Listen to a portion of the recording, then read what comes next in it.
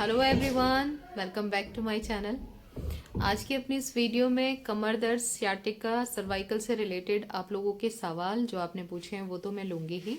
साथ ही मैं आप लोगों से कुछ ऐसे एक्सपीरियंस भी शेयर करूँगी जो कि जिनका इम्प्रूवमेंट हो रहा है और वो कितना हो रहा है और कब से उनको ये तकलीफ थी वो भी मैं आपके साथ शेयर करूँगी।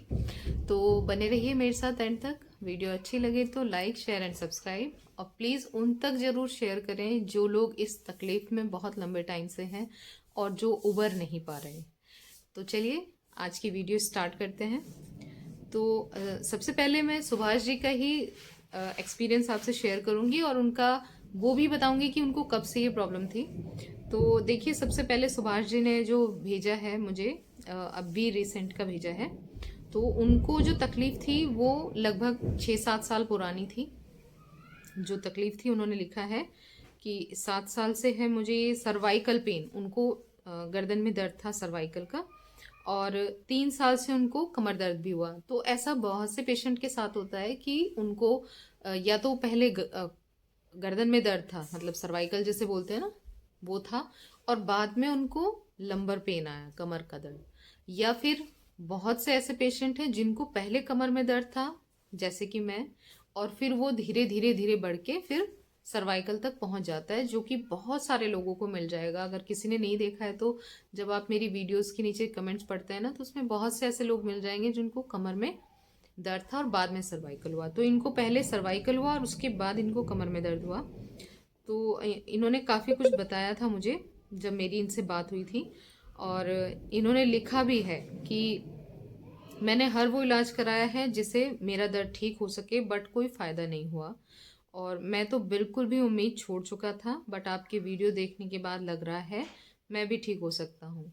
और इन्होंने मेडिसिन वगैरह पूछी, तो जो मेडिसिन मैंने ली थी वही मैंने, आपको पता है कि जब एक लंबा टाइम हो जाता है ना ट्रीटमेंट करते हुए, तो मैं ये बोलती हूँ कि आप एक बार वो ट्राई करके देख लो। चाहे तो आप किसी से कंसल्ट करके ले सकते हैं, यूनानी मेडिसिन एक बार ट्राई कर लो।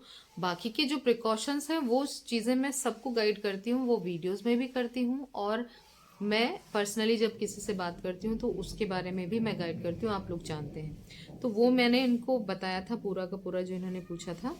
और इसके बाद अब 1 महीना हो गया है इनको, पूरा 1 ही महीना, ठीक है।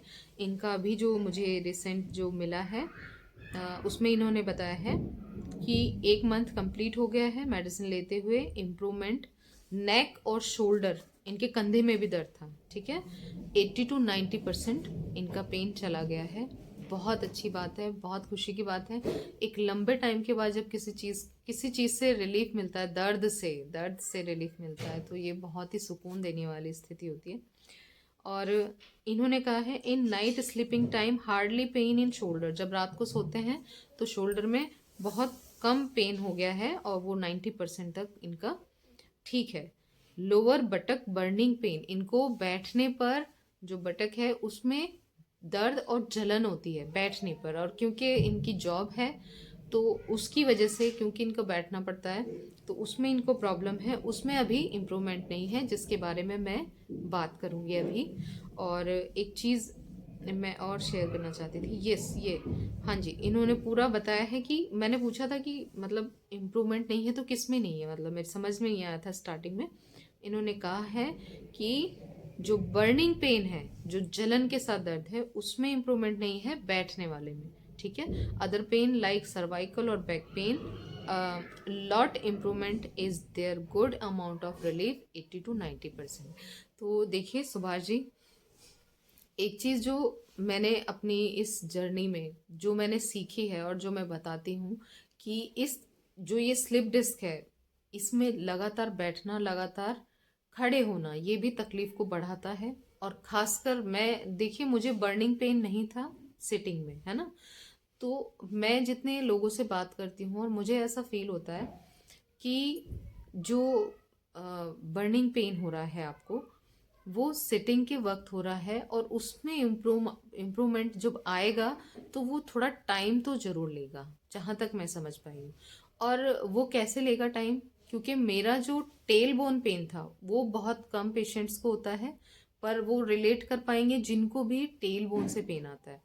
तो मुझे ये लगा था कि ये शायद कभी ठीक होगा ही नहीं, लेकिन मुझे जो रिलीफ आया है, जो मेरी रिकवरी हुई है टेल बोन पेन की, वो कमर दर्द, सर्वाइकल, मेरा जो हाथ था वो सुनपन, पैर का सुनपन, सब कुछ ठीक होने के बाद भी टेल बोन पेन में मुझे दर्द में रिलीफ नहीं था।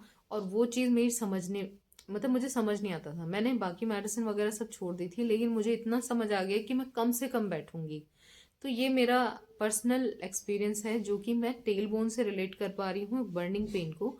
तो उसमें भी मे बी वो पॉसिबल हो कि वो बैठने का जो प्रिकॉशंस मैं आप लोगों से शेयर करती हूँ, कि मैंने सिर्फ जो एक्टिवा की ट्यूब होती है ना, उसमें थोड़ी सी हवा भर के उसे ही रखा है बैठने के लिए। और मैं कम से कम बैठती थी, मतलब सिर्फ खाना खाना है या कोई काम करना है तब बैठती थी, या फिर मुझे 10-15 मिनट या 20 मिनट कोई गेस्ट आ गया तब बैठना पड़ गया तब बैठती थी, आधा घंटा पौन घंटा, है ना। तो उस टाइम पे मैं वो बैठने के लिए ट्यूब का ही इस्तेमाल करती थी, चेयर पे रख के उस पर बैठती थी। और इसके अलावा मैंने और कुछ नहीं किया है टेल बोन पेन के लिए। तो अगर आप लोग इस तकलीफ में हैं और जिस किसी को भी ये प्रॉब्लम हो रही है, चाहे वो बर्निंग पेन हो चाहे वो टेल बोन पेन हो, तो कॉकिक्स कुशन आप ऑफिस के लिए रखिए। वरना तो मैंने पर्सनली यूज नहीं किया है कॉकिक्स कुशन, पर मैं ये कहूंगी कि बेस्ट है कि एक्टिवा की ट्यूब यूज करें। तो वो आपको हो सकता है कि वो थोड़ा टाइम जरूर ले, लेकिन वो रिकवरी में हेल्प जरूर करेगा। बाकी चीज़ें आपको क्योंकि रिकवरी में हेल्प कर रही हैं, आपको दर्द में रिलीफ आ रहा है, आपकी प्रिकॉशंस और मसाज और सिकाई जो आप कंटिन्यू कर रहे हैं वो करते रहिए, उसे एकदम से स्किप नहीं करना है। क्योंकि मैंने बहुत सारे लोगों का एक्सपीरियंस ऑलरेडी शेयर किया है कि हमें एकदम से रिलीफ आता है दर्द में जब हम कोई ट्रीटमेंट स्टार्ट करते हैं, तो हम फिर लापरवाह हो जाते हैं। और जब हम लापरवाह होते हैं तो हमारी तकलीफ फिर से तेजी से वापस आती है। तो उस चीज़ पर अमल जरूर करते रहिए, उसमें कुछ भी छूट नहीं करनी है। ये कोई तकलीफ ऐसी वाली तकलीफ नहीं है कि एकदम से ठीक हो जाए, थोड़ा टाइम लेगी, थोड़ा मतलब काफ़ी टाइम लेगी, महीनों लग सकते हैं और साल भी लग सकते हैं। लेकिन अगर आपको रिलीफ आते जा रहा है आते जा रहा है, तो भले ही साल लग जाएं, पर कोई बात नहीं, वो हो जाएगा। आपको प्रिकॉशंस लेते चलना है। अगर आप चाहते हैं कि आप इसे ऐसे ही ठीक करें, तो आप मतलब कंटिन्यू रखिएगा अपने प्रिकॉशंस और अपनी चीज़ें, जो चीज़ें आपको रिलीफ दे रही हैं। आई होप कि आप समझ पाए होंगे कि इसमें आपको कम से कम बैठना, और जितनी देर आप बैठ रहे हो, मतलब कम से कम, मतलब आप अगर जॉब कंटिन्यू कर रहे हो तो आपको उसमें थोड़ा थोड़ा बीच में खड़े होके थोड़ा टहलना है, वो जरूर कर लें। जहाँ तक मैं समझती हूँ उस चीज़ में वो आपको हेल्प करेगा। हाँ, आप जिनको भी ये बर्निंग वाला पेन है, वो जो मैंने लेप बताया है प्लीज़ उसका इस्तेमाल करें। अगर कोई है आपको जो लेप को बांध सके तो बहुत अच्छा है, कोई आपको हेल्प कर दे।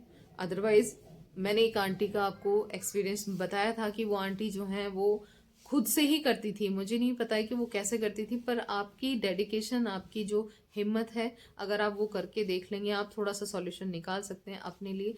तो आप वो जो मैंने लेप बताया है ना, आंबा हल्दी मैदा लकड़ी चोट सज्जी वाला, वो भी जरूर यूज करें। बहुत से लोग हैं जिनको जलन में भी रिलीफ आया है और वो लोग शेयर करके जाते हैं, है ना। तो बस थोड़ा सा भरोसा रखिए अपने ऊपर और डेडिकेट रहिए, अपनी चीज़ों पे काम करते रहिए। कोई बात नहीं है, हो सकता है थोड़ा टाइम लगे, लेकिन इंशाल्लाह रिकवरी होनी चाहिए, मैं ये मान के चलती हूँ। तो ये तो था सुभाष जी का एक्सपीरियंस, ठीक है। इस है जीवन सेजवाल।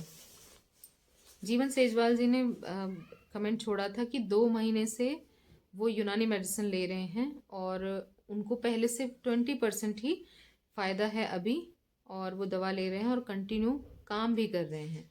तो जहाँ पे आप जॉब करते हुए, आप काम को करते हुए अगर कंटिन्यू कर रहे हैं, तो काम में क्योंकि पूरी तरीके से प्रिकॉशंस नहीं हो पाते हैं, तो फिर भी अगर आपको थोड़ा सा रिलीफ भी आ रहा है तो प्लीज़ उस चीज़ पे कंटिन्यू रखिएगा।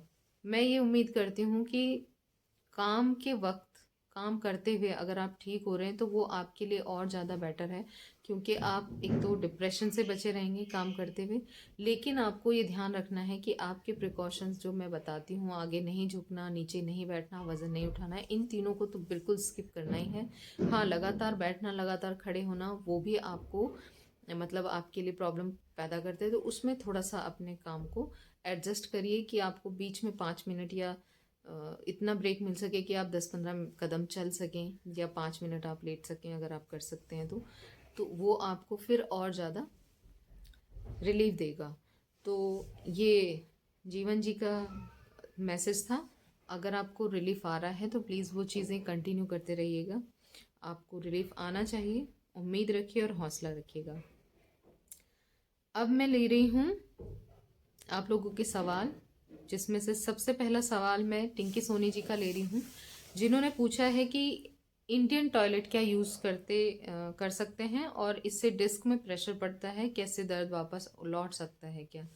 हाँ जी, बिल्कुल लौट सकता है। नीचे बैठना, इंडियन टॉयलेट क्या होता है आपको पता है? जब 3 परहेज की बात करती हूँ तो उसमें सबसे पहले आगे नहीं झुकना, दूसरा है नीचे नहीं बैठना, और टॉयलेट इंडियन टॉयलेट होगी तो उसमें नीचे बैठना ही पड़ता है। तो जब आप नीचे बैठते हो तो उसमें प्रॉब्लम बढ़ती है, लंबर वालों को, जिनको दिक्कत है ना लंबर में या स्ciatica है उनको। तो इंडियन टॉयलेट में बैठने का जो तरीका है मैंने बता रखा है आपको, क्योंकि मैंने इंडियन टॉयलेट ही यूज़ की है। मैंने आपको बताया है कि मैंने क्या किया है। 1 से 1.5 इंच ऊंची हील वाली चप्पल रखें, 1, 1.5 या 2 इंच भी हो उतनी ऊंची हील रखें, उससे ऊंची नहीं होनी चाहिए, ज़्यादा ऊंची होगी तो वो बेकार है। पर 1, 1.5 इंच की अगर हील है वो हील रखें, जिसमें हील तो ऊंची है लेकिन जो पंजा आता है हमारा वो मतलब फ्लैट में आए, वो नीचे आए ऐसे ढलान में। तो वो वाली चप्पल पहन के अगर आप जाते हैं तो वो आपको फिर बहुत ज़्यादा, वो आपकी प्रॉब्लम बढ़ने नहीं देगी, और दूसरा वो आपको रिकवरी में हेल्प करेगी। क्योंकि मुझे पता है कि नीचे जो आप बोल रहे हो ना वो कितना भयानक पेन था, वो बहुत ही गंदा था वो। लेकिन वो चीज़ से मुझे धीरे धीरे धीरे रिकवरी हुई है, उसमें हेल्प किया है मुझे उस चीज़ ने। मैंने अपने टॉयलेट के सामने वो चप्पल रख दी थी, और चप्पल नहीं सॉरी सैंडल थी वो, और वो मैंने वहीं के लिए यूज़ किया। अदरवाइज़ आप हील नहीं पहन सकते इस तकलीफ़ में, ये चीज़ दिमाग में रखिएगा। जो लोग ठीक हो गए हैं वो भी ध्यान रखें कि हील आपने अवॉइड करनी है। हील आपको दोबारा इस दर्द में तकलीफ में वापस ला सकती है, क्योंकि हील की वजह से क्या होता है, जरा सा भी पैर मुड़ा थोड़ा ना तो समझो डिसबैलेंस हुआ और काम खराब हो जाता है। तो फ्लैट ही पहननी है, अदरवाइज मतलब बाहर, लेकिन टॉयलेट के लिए आप वो रखें। दर्द वापस लौट सकता है, जो आपका सवाल है बिल्कुल लौट सकता है, क्योंकि आप नीचे बैठोगे। आप वैसे भी अगर नीचे बैठ जाओगे तब भी दर्द लौट सकता है, पता है ना आपको। तो रिकवरी के टाइम तक आप ये चीज़ों का ध्यान रखिए। दूसरा सवाल है ओम मीना जी का, और इन्होंने पूछा है कि मेरी L4 L5 की नस दबी है, सॉल्यूशन बताओ, मैं बहुत परेशान हूँ। अब तो पैसा भी नहीं बचा लगाने के लिए, 1 साल से इलाज करा रहा हूँ। तो यही वो पॉइंट आता है जब हम बिखर जाते हैं, है ना, कि अब क्या करें। तो आप बेशक मैं जानती हूँ आप इस वक्त दर्द में है, तकलीफ में है, लेकिन जो चीज़ें मैंने बताई हैं, सबसे पहले परहेज, खाने का भी और फिजिकल भी, दोनों अभी से स्टार्ट कर दें। मेडिसिन पे सेकंड नंबर पे आइएगा, है ना। परहेज और मालिश और सिकाई, जो मसाज के लिए ऑयल मैंने बताया है ना, एक तो कश्मीरी लहसुन ले और तिल का तेल, वो घर पे आपको ऑयल तैयार करना है, कांच की शीशी में उसे बना के रख लें और उसी के मसाज करें। मसाज करनी है टेल बोन से सिर की दिशा में, और हाथ हटा लें, ऊपर की तरफ ले जाएं, हाथ हटा लें ऊपर। सिर्फ उतनी ही दूरी पे मसाज करनी है जितनी दूरी पे दर्द है, लेकिन हाथ को वापस नहीं लाना है, इस चीज़ का ध्यान रखें। मसाज स्टार्ट करें और मसाज के तुरंत बाद ही सिकाई करें। ये अभी से स्टार्ट कर दे, दिन में को 3 बार, जब तक आपको कश्मीरी लहसुन नहीं मिलती है। लेकिन वो ऑप्शनल है, मतलब जो मैं बता रही हूँ वो ऑप्शनल है, कि वो थोड़े दिन के लिए आप कर सकते हो, पर उसे कंटिन्यू मत करिएगा। आप ये सोचो कि कश्मीरी लहसुन छोड़ो, मैं घर की जो देसी लहसुन है उसी को यूज़ कर लूँ, तो वो नहीं करिएगा। वो नहीं है इफेक्टिव इतना, इतना क्या, वो 10% भी अगर आराम करती है तो वो 100 से 200 गुना आपको रिलीफ देगी। तो इसलिए कश्मीरी लहसुन ढूंढिए, किसी भी आयुर्वेदिक शॉप में आपको मिल जाएगी, या पंसारी की दुकान पे हो, तो वो आप अभी से स्टार्ट करें। आगे झुकना, नीचे बैठना, वजन उठाना बिल्कुल बंद कर दें। आगे झुकने में छोटी छोटी चीज़ें आती हैं। ब्रश करते हो ना, ब्रश करते हो, मुँह हाथ धोते हो, तो हम थोड़ा सा झुकते हैं, वो जो यहाँ से यहाँ झुकते हैं ना, वो भी झुकना है। इस चीज़ का ध्यान रखें, जिनको भी ये तकलीफ है प्लीज़। तो वो आप बंद कर दें। सोने के लिए सिर्फ बेड का या फोल्डिंग वाली चारपाई का इस्तेमाल करें जिसमें फोल्डिंग होता है ना लकड़ी का, और गद्दा रुई का होना चाहिए, उसके अलावा कोई और नहीं। और जब आप सीधे लेटते हैं तो तकिया बिल्कुल मत लगाइए, करवट लेते हैं तो पतला तकिया रखिए। उठते हैं तो दोनों हाथों को टिका के, लेफ्ट साइड करवट लेनी है, दोनों हाथों को टिकाना है और आराम से उठना है। ये आराम से ही चलानी है अपनी ज़िंदगी कुछ वक्त तक, जब तक आप इस चीज़ से बाहर नहीं आते हो। तो आपको ये काम बहुत ज़रूरी करना है। ब्रश करते हुए एक हाथ से दीवार का सपोर्ट ले लें, एक हाथ से ही ब्रश करें, मुंह हाथ धोएं। और टॉयलेट के लिए मैंने बता ही दिया है जिस तरीके से आपने टॉयलेट यूज़ करनी है। अगर जेंट्स हैं तो थोड़ी ऊंची एड़ी की चप्पल आप रख लीजिए, कोई बात नहीं है। बहुत सारी ऐसी चप्पल आती हैं, भले ही लेडीज़ हो, लेकिन सैंडल की ज़रूरत नहीं है। सैंडल नहीं मैं कह रही हूँ, चप्पलें भी आती हैं जिसमें हील, अच्छी मोटी हील होती है, वो आप टॉयलेट जाने के लिए इस्तेमाल करें अगर इंग्लिश टॉयलेट आपके लिए नहीं है आपके घर पे।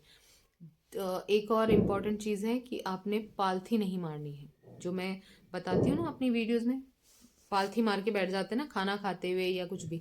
बैठने के लिए सिर्फ कुर्सी का इस्तेमाल करें, टेक लगा के बैठें, रीढ़ की हड्डी को सपोर्ट मिलना चाहिए। जब भी आप बेड से खड़े हों, डबल सपोर्ट वाली बेल्ट आती है उसे कस के बांध दें, मतलब एकदम टाइट। तो वो आपकी कमर को और पेट को जकड़ के रखेगी, जो कि आपको सपोर्ट देगी, सहारा देगी और तकलीफ नहीं बढ़ेगी। इसके अलावा आप जब भी बैठते हो, चेयर पे बैठ के आप खाना खा रहे हो, तो अपने दोनों पैरों को लंबा करके सामने किसी और चेयर पे या बेड पे टिका लें और फिर आराम से खाएं। या फिर बेड पे बैठ के भी खा रहे हैं तो लंबा करके बैठें। अगर किसी को बटक पेन है या किसी को टेलबोन पेन है या किसी को जलन होती है, बैठने में दिक्कत हो रही है, तो वो एक्टिवा की ट्यूब सिंपल है, आप किसी भी शॉप से ले लें, उसमें थोड़ी सी हवा भरें, उसे रख दें और उसी के ऊपर बैठें। बहुत ज़रूरी चीज़ें हैं और इन्हीं छोटी छोटी चीज़ों से इम्प्रूवमेंट आपको दिखाई देने लग जाएगा। ठीक है। फिर खाने में आपने चावल, आलू, दही, खट्टी चीज़ें, कढ़ी, ठंडी चीज़ें, खट्टे फल, फ्रिज की चीज़ें, कोल्ड ड्रिंक वगैरह वगैरह, जो भी पैकेट बंद चीज़ें हैं, फ्राइड चीज़ें, वो सब बंद कर दें। और उड़द की दाल, राजमा, छोले गैस बनती है जिनसे, गोभी हो गया वो मत खाइए, अरबी हो गया मत खाइए, कद्दू हो गया मत खाइए। तो ये चीज़ें अवॉइड करें। ठीक है। खाने में कुछ चीज़ें अवॉइड करेंगे, फिजिकल परहेज स्टार्ट करेंगे। नहाने के लिए स्टूल, 1 फीट का स्टूल रखिए अपने घर में, 1 फीट का स्टूल वो ही यूज़ करिए। सिर को हमेशा पीछे की तरफ ही वॉश करिए, जो हम आगे करके सिर धोते हैं ना, उससे हमारी पूरी नसें खिंचती हैं रीढ़ की हड्डी की, वो ठीक नहीं है और सर्वाइकल होने के चांसेस भी होते हैं। तो सिर को पीछे की तरफ वॉश करिए। ये आपके प्रिकॉशंस हैं, इन्हें अभी से स्टार्ट करिए, आपको पता चल जाएगा कि आपको इम्प्रूवमेंट हो रहा है या नहीं हो रहा है। ठीक है।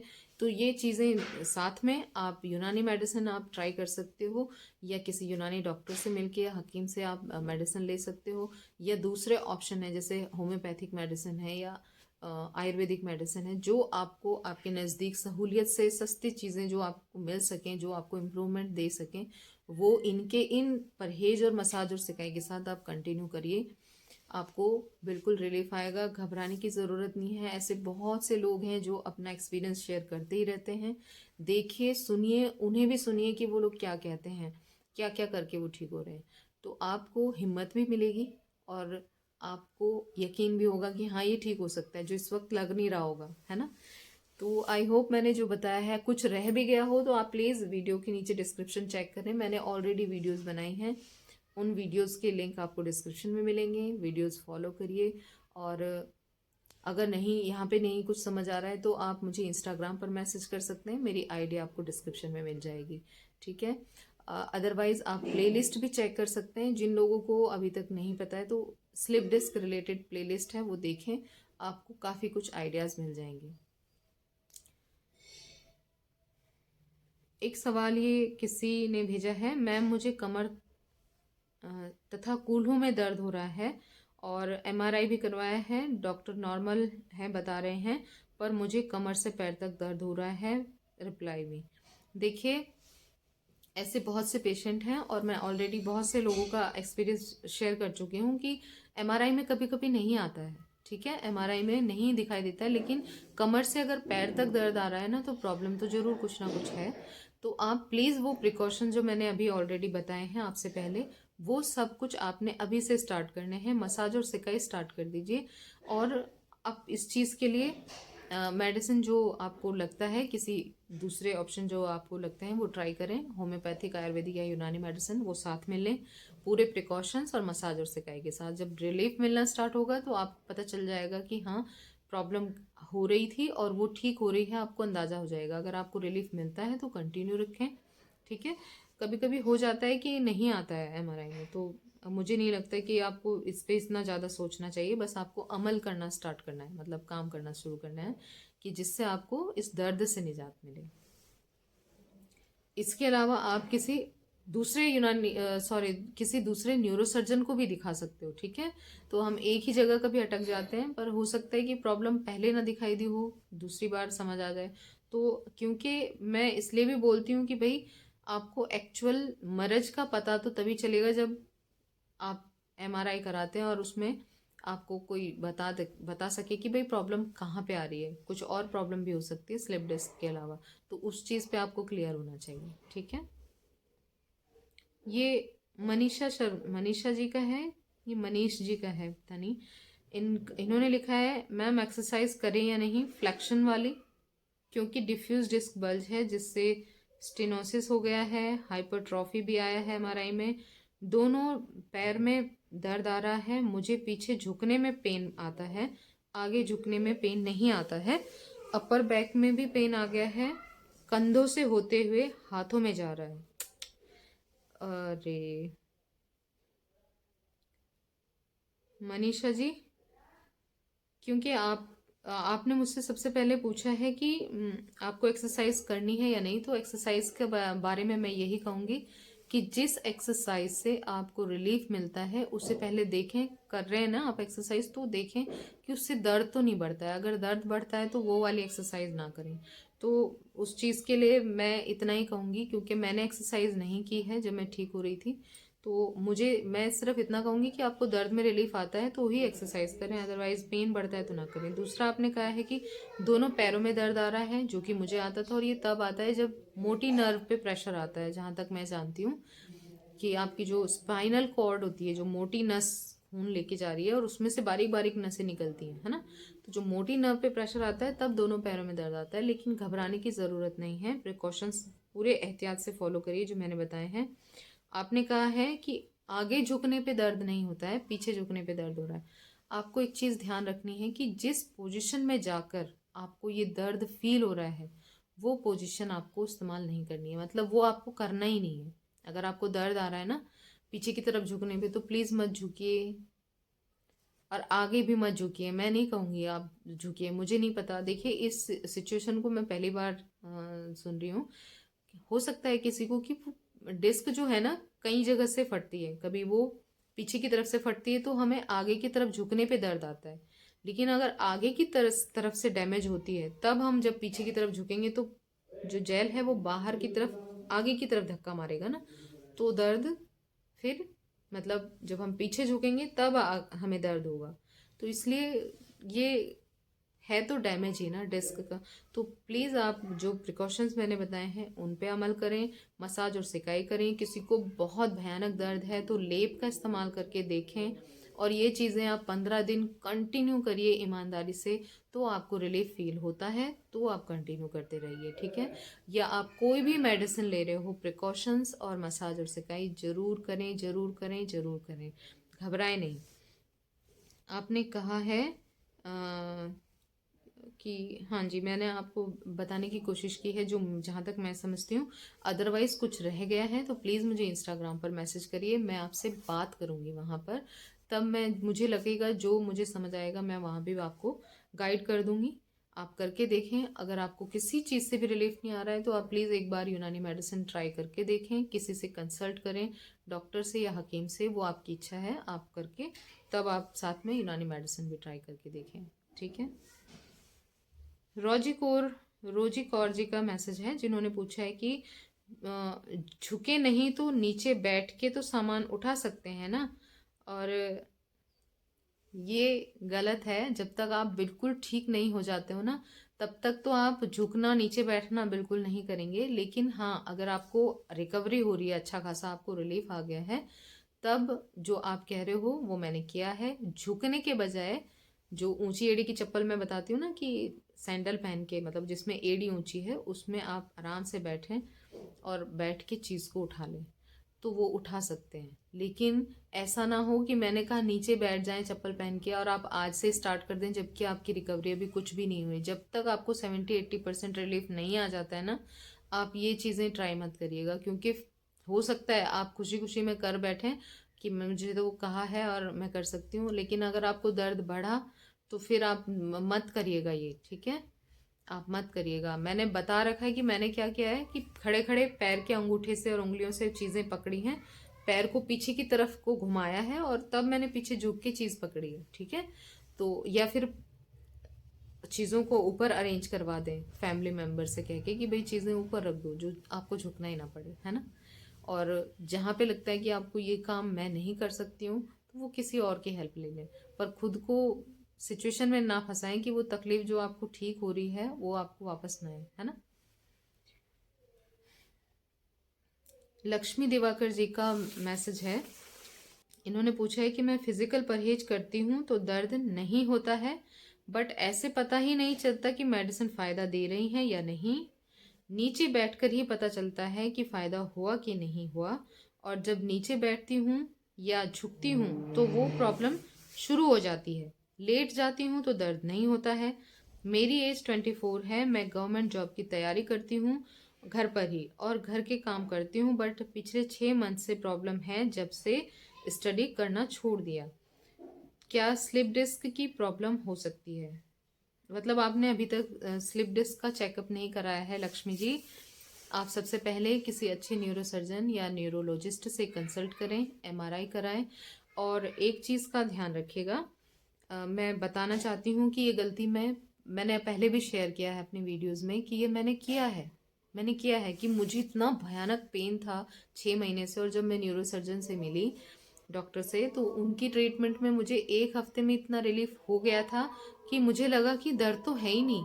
तो मुझे ये मतलब श्योरिटी चाहिए थी कि मैं बैठ के देखूं या झुक के देखूं कहाँ गया वो दर्द, जो इतना दर्द था, इतने महीनों से दर्द था, रिलीफ ही नहीं था, रात को दिन को किसी टाइम चैन नहीं था। तो मैं वो ट्राई करती थी, और उसी चक्कर में मैंने बैठ के मजे से खुदाई की थी, और फिर वो दर्द वापस आया था। और वो ऐसा आया कि फिर कई साल लगे मुझे उससे बाहर आने में, मतलब खराब ही हो गया फिर वो। तो वो मेरी गलती थी। और ये सिचुएशन में जब आप कह रहे हो ना कि पता कैसे चलेगा कि रिलीफ आ रहा है, पता इसी तरह चल रहा है कि आपका दर्द चला गया है। दर्द चला गया है तो मतलब आपको वो मेडिसिन से रिलीफ है। अब आपको उस रिलीफ को कंटिन्यू रखना है, तो उसके लिए आपको प्रिकॉशंस को करना ही है, यानी आगे नहीं झुकना है, नीचे नहीं बैठना है, वजन नहीं उठाना है। और ये करके मतलब जो एक्सपेरिमेंट आप करके देखना चाह रहे हो ना, जो कि बहुत सारे लोग हैं जो अभी मतलब जिनको पता भी नहीं है कि तकलीफ क्या है, और वो सोच रहे हैं कि ये दर्द इतना भयानक दर्द था, ये दवाई खाई तो दर्द तो है नहीं, ठीक हूँ मैं। तो मैं करके देखती हूँ कि ये दवाई से आराम आ रहा है नहीं आ रहा है। मैं सच में बता रही हूँ कि मैंने ये किया है, और जब मैंने ये किया था तो मैं जानती हूँ कि झुकने पे मुझे दर्द नहीं हुआ था। मैंने कहा हाँ ठीक है, झुक नहीं रही हूँ, झुकने पे भी दर्द नहीं आ रहा है, तो इसका मतलब मैं ठीक हूँ। तो फिर मैं गई खेत में और बैठ के आधा घंटा नहीं लगा मुझे, उकड़ू बैठ के मैंने वहाँ बीज बोए थे।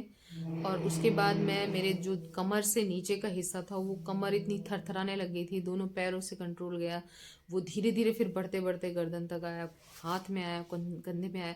तो मतलब वो वहां से खराब हो गया वो, ठीक है? तो वो इतना अच्छा रिलीफ मुझे आया था, और मैंने वो सब खो दिया। फिर वही गलती नहीं करनी है, ठीक है? क्योंकि आपको इस चीज़ की जानकारी नहीं थी, तो आप प्लीज़ इस काम को दोबारा दोहरा के ना देखें। आपको अगर दर्द नहीं है तो इसका मतलब मेडिसिन रिलीफ दे रही हैं। प्रिकॉशंस और मेडिसिन कंटिन्यू रखिए अगर आप इसे बिल्कुल रिकवर करना चाहते हैं। और ठीक होने के 1-1.5 साल तक भी झुकने और भारी वजन उठाने का काम मत करिए, ताकि डिस्क अच्छे से सेट हो सके। मेरा काम है आपको समझाना, जो जहाँ तक जो मेरा एक्सपीरियंस है उसके आधार पर। अब आपको उससे कितना सीखना है, कितना सीख लेके चलना है, वो आपके ऊपर है। तो बस आज के लिए इतना ही। आई होप कि ये वीडियो आप लोगों के लिए हेल्पफुल रहे। अपना बहुत सारा ख्याल रखिए और मुझे दुआओं में याद रखिए। मिलते हैं नेक्स्ट वीडियो में।